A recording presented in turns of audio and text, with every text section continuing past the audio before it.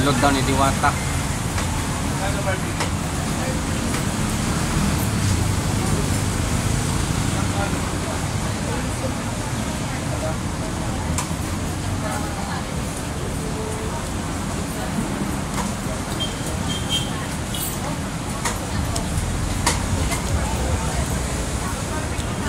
Tikman muna natin ng walang daw.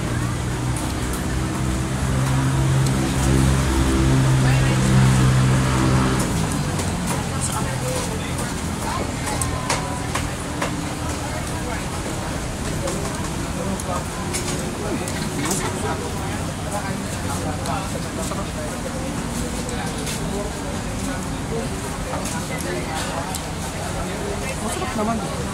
Bawal sa akin yung karne, pero kakain muna ako lang. Titikman mo.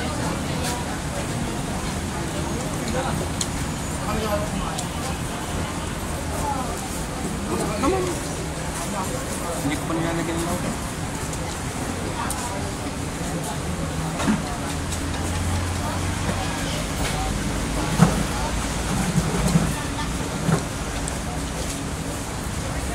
Masarap.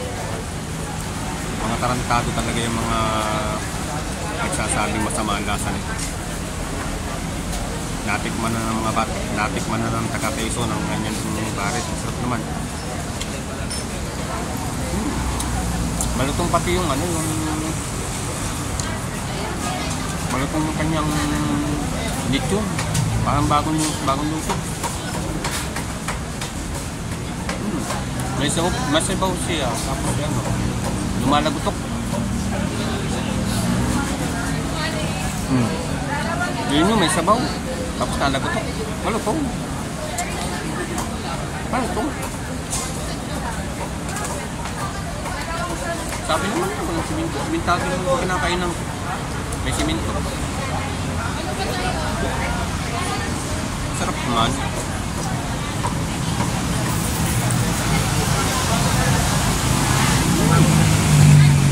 Masarap itong Diwata Paris.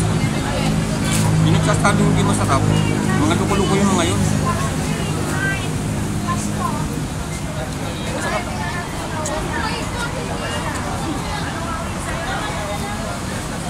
Bawal sa akin na kami. Napakain ko niya ako.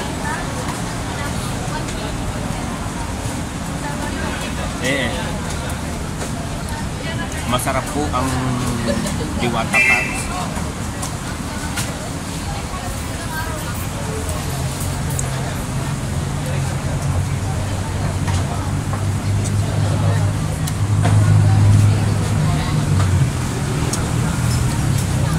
Malutong pati yung lechon. Maraming ang laman. Marami. Sa katulad kung hindi maulam.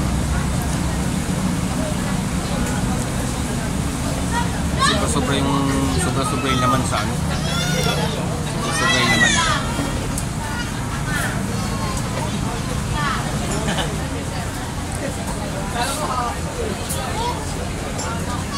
Unlimited rice.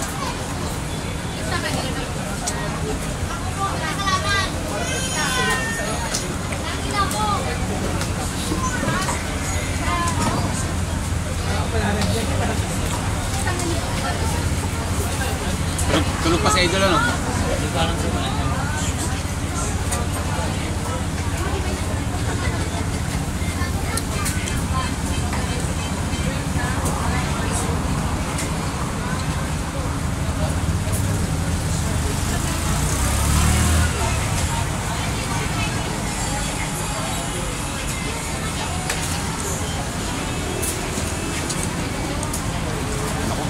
Ang diet ko. Sira na ang diet ko.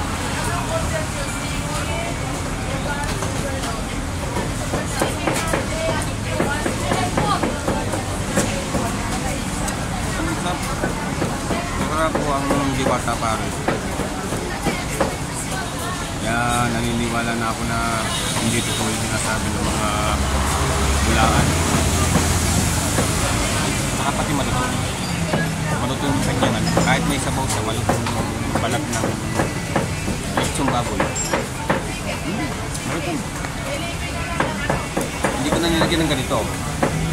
Oh. Eh ganito siya, hindi ko na nilagyan. Kasi yung mga ganun, yun ay para mas sumarap pa. Kahit sa lasa pa lamang, hindi mo na kailangan dagdagan pa ng pampalasa. Maliban na lang kung gusto mo ng manghang.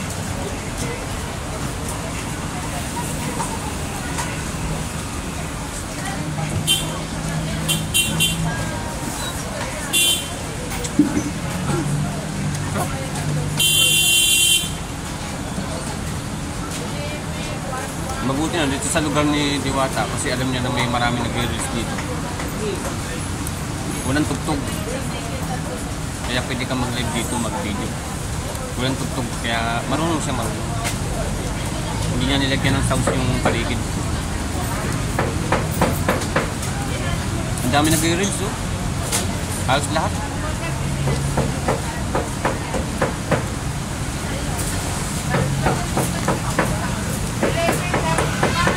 Saka yung mga empleyado, pag tinanong mo sila, alam nilang sasabihin nila. Hindi ka nila ililigaw. Pag tinanong mo sila kung ano yung kailangan mo, sasabihin nila.